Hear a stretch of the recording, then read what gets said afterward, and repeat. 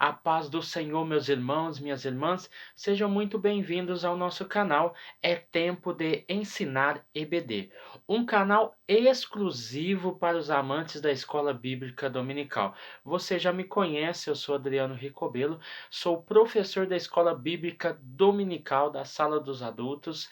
Também sou presbítero aqui da cidade de Franca, na Igreja Assembleia de Deus, no interior de São Paulo, tá bom? Eu também sou teólogo por formação. Você que está chegando agora, você que não conhece o canal, nos dê aí o seu voto de confiança. Você que já assistiu alguns vídeos e não se inscreveu, se inscreva no canal. Isso é muito importante, você não perde nada por acompanhar o nosso canal. O nosso canal tem vídeos semanais como as aulas que são ministradas. Uma semana antes você já vai ter todo o conteúdo da lição disponível no YouTube. Você também tem no meio da semana mais 3 reflexões concernente às aulas, ou seja, sobre a aula que foi ministrada, sobre algum comentário do autor ou sobre algum versículo citado na lição. Também nós temos o Psicoteologando, é um quadro novo ao qual a minha esposa Daniela Ricobelo, que é psicóloga, aborda de maneira psicológica o tema da lição que foi proposto para aquela semana. Também nós temos um quadro que se chama Populares. Já está ali na playlist, o primeiro vídeo foi como dar aula, tá bom? Então é um vídeo bastante importante que traz alguns conteúdos ali muito proveitoso tanto para a igreja quanto para professores e professoras. E nós vamos fazer semana que vem mais um vídeo concernente a essa temática. Então o nosso canal está imperdível. Você não perde nada, absolutamente nada, por acompanhar e assistir os nossos conteúdos, tá bom? Deus abençoe você. Não se esqueça também de dar o seu like. O like é muito importante porque ajuda o YouTube a entender que você gostou e ele vai te indicar mais vídeos nossos aqui do canal durante a semana. Se preferir, entre na playlist, lá está tudo divididinho, tudo certinho, tudo organizado para que você tenha um melhor aproveitamento do canal, tá bom? Vamos lá para a lição de número 11, sendo cautelosos na opinião, nas opiniões.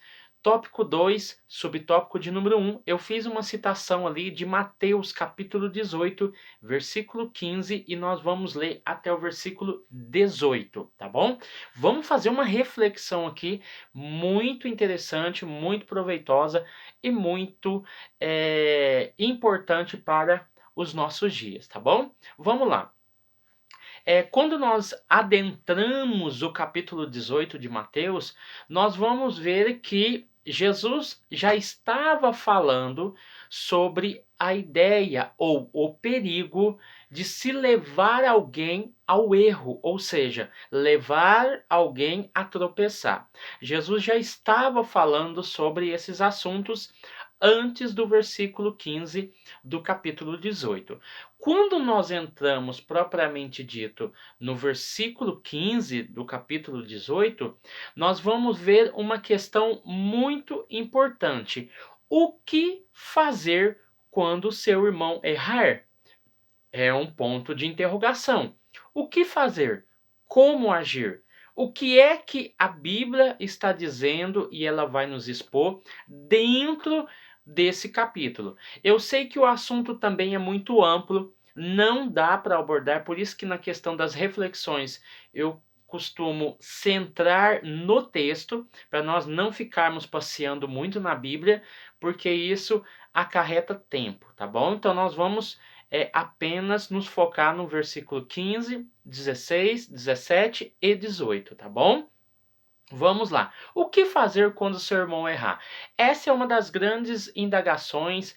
Eu falo, não falo, eu deixo, não deixo. Se eu falar, como é que vai ser interpretado? Como é que a igreja vai olhar para mim se eu tentar corrigir esse irmão ou essa irmã? Eu estou fazendo certo? Eu estou fazendo errado? Por isso que a lição vem nos trazer, sendo cautelosos nas nossas opiniões, para nós não fazermos um julgamento errado, um julgamento maldoso, porque foi o foco da lição, a questão e a ideia do julgamento, tá bom?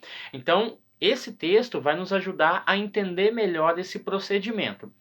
O versículo 15, ele vai nos mostrar o seguinte: quando o nosso irmão pecar, ou seja, o termo no grego ali é amartese, que é uma palavra que se escreve com H, amartese, que está ligado à ideia de pecado, errar o alvo. Alguém que errou por algum motivo, em alguma situação.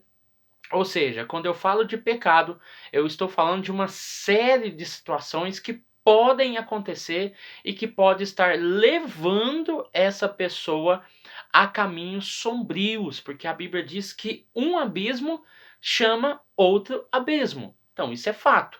Então, se eu estou vendo uma pessoa indo em direção do abismo, eu vou deixar ela cair no abismo? Essa que é a grande questão. O medo, a insegurança de quem está vendo é notória. Se eu falar, pode acontecer o reverso. Ele pode ficar com raiva de mim, ele pode não gostar, mas se eu deixar, ele vai cair no abismo. Então, qual é a situação? Como é que eu ajo? Como é que eu vou agir? Tá, vamos lá. O versículo 15, ele vai ser bem direto e vai dizer assim, ó: vá e mostre-lhe o seu erro. Ou seja, o alenkson, que é uma palavra no grego também, é o grego transliterado, é lógico, é claro. Mostre-lhe o seu erro em particular. Então, quando nós olhamos esse termo alenkson, que é um termo transliterado do grego, nós vamos ver que essa palavra significa condenar ou censurar. Então, quando eu estou mostrando o seu erro, é por isso que a revista, o autor ele foi muito feliz na projeção do termo, da palavra na aula, que a ideia de julgamento está na nossa mente atrelado à ideia de condenar alguém de um crime, de um ato, a ponto de levar ela à prisão, de levar ela à condenação.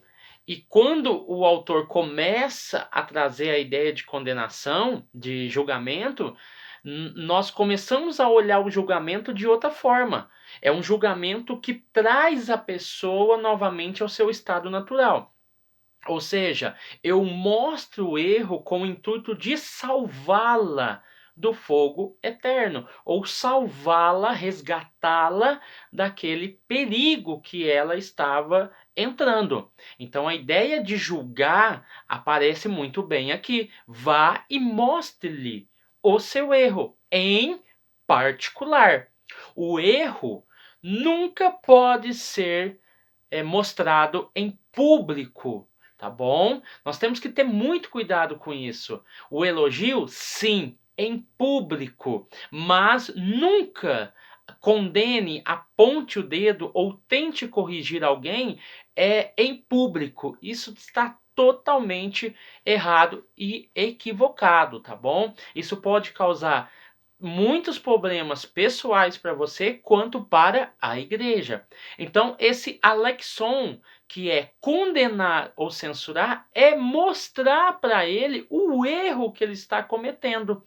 Então, o que a Bíblia diz no versículo 15? Se ele ouvir o seu conselho, você ganhou de volta o seu irmão. Então, olha que interessante, ganhou de volta, mas a ideia não é censurar, não é condenar, não é a pessoa, mas a atitude que essa pessoa está tendo. Então é por isso que o alenkson, a palavra aqui é muito importante, é censurar, é condenar o ato, a situação, o problema e resgatar, trazer, ganhar de volta essa pessoa. Então, vamos analisando. Versículo 16. Versículo 16 de Mateus capítulo 18.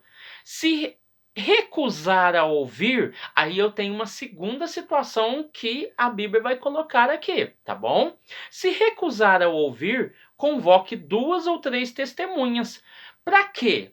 Para proteger, ou seja, alguém contra alguma calúnia lançada contra a pessoa que foi tentar ajudar, tá bom? Então nós vamos ver que muitos problemas podem acontecer nesse particular. Então, quando a pessoa vai corrigir alguém, quando você está numa situação em que você tem uma situação delicada, é bom sim que primeiramente você vá, tente organizar, acertar essa questão. Se você não conseguir, se ela se recusar, você volte novamente. Eu não consigo nem citar um caso, porque são casos diversos. É por isso que a sabedoria de Deus ela é muito importante para ajudar nos conflitos. A ideia principal da Bíblia aqui é: leve 2 ou 3 testemunhas, para que essas testemunhas possam proteger a sua vida, o seu caráter, a sua índole daquela pessoa que você está corrigindo. Comigo já aconteceu situações ao qual eu tive que ir com um pastor, que na época era o meu pastor local, para resolver uma questão. Eu fui para entrar no conflito? Não. Eu fui para acompanhar e servir de testemunha daquela situação que era uma situação bem complicada que o pastor tinha que resolver. Então, em vez dele ir sozinho, ele me chamou para ir junto. Então, nós temos que tomar esse cuidado de não querer resolver também tudo sozinho, tá bom? Se você é pastor, se você é diácono, se você é presbítero, você viu que tentou resolver, não conseguiu, chame alguém em uma outra situação, em um outro momento para te acompanhar. Isso é muito importante. Nunca entre na casa de uma irmã sozinha. Se você vai resolver um problema, leve a esposa, tá? A esposa, ela serve como testemunha daquela situação, tá bom? Se for um caso ao qual o pastor precisa de ir, a esposa, por algum motivo, não pôde ir, leve a líder do círculo de oração naquela situação para tentar resolver. É só um exemplo, tá, irmãos? Porque problemas podem acontecer e são diversos. O fato é, leve 2 ou 3 testemunhas, tá bom? O versículo 17 vai dizer assim, ó, tá, a pessoa que pecou não ouviu o comitê, que é você, mais 2 ou 3 testemunhas, aí sim se leva à situação, o caso, a complexidade daquela gravidade daquele pecado à congregação. A congregação fica ciente hoje, por exemplo, se fosse hoje, a congregação ficaria ciente que a partir daquela semana, que a partir daquele mês, determinado irmão ou irmã não faz mais parte do rol da igreja. Não precisa de especificar o problema, não precisa de falar o que é. Ah, se é um obreiro, o que aconteceu com o obreiro, ou o que aconteceu com a líder. Fato é, a partir de hoje, o irmão está afastado das suas atividades da igreja. Isso se for um caso de um obreiro, se for um caso de uma irmã. Entendeu? Porque a congregação está ciente que alguma coisa aconteceu e essa pessoa não está mais no rol da igreja, participando da ceia e tudo mais, tá bom? Então, não é ficar falando, expondo o problema dos outros. Em hipótese alguma, eu acredito que os irmãos e as irmãs que estão me ouvindo entenderam perfeitamente. Primeiro, tente resolver de forma particular. Segundo, leve 2 ou 3 testemunhas. Se mesmo assim houver resistência, sinal que a pessoa ela não quer reconciliação, ela não quer aproximação e ela não quer nenhum tipo de proximidade com a igreja ou com o corpo de Cristo. Então, não temos mais nada a fazer a não ser fazer com que essa pessoa se separe da comunhão da igreja, tá bom? Vamos lá, o versículo 18 vai dizer o seguinte: o que proibirem na terra será proibido no céu, e o que permitirem na terra será permitido no céu. Vamos analisar e já encerrar a nossa reflexão. Por que que o versículo 18 ele responde todos os outros até o versículo 15? Por quê? Porque a partir do momento que você tentou resolver uma questão e não deu certo, quem é que tem autoridade e autonomia para falar, para decidir alguma coisa, sendo que Jesus não está aqui? A igreja. A igreja que é composta de pessoas, de líderes, de irmãs, de irmãos, de pastor, bispo, pastora, enfim, existe uma liderança dentro dessa igreja. E essa liderança, ela é responsável pelas decisões que estão sendo tomadas, seja por uma pessoa, seja por 2 ou 3 testemunhas que formam o comitê, ou seja pela igreja que acatou a decisão que foi dada e foi proposta para ela. Então, o que acontece? Como essa autonomia, essa autoridade foi dada à igreja, aqui igreja é congregação local, tá bom? O significado dela é congregação local, que é no caso o versículo 17. Então o que é que nós proibimos que será proibido no céu? Aquilo que a igreja tomar como decisão.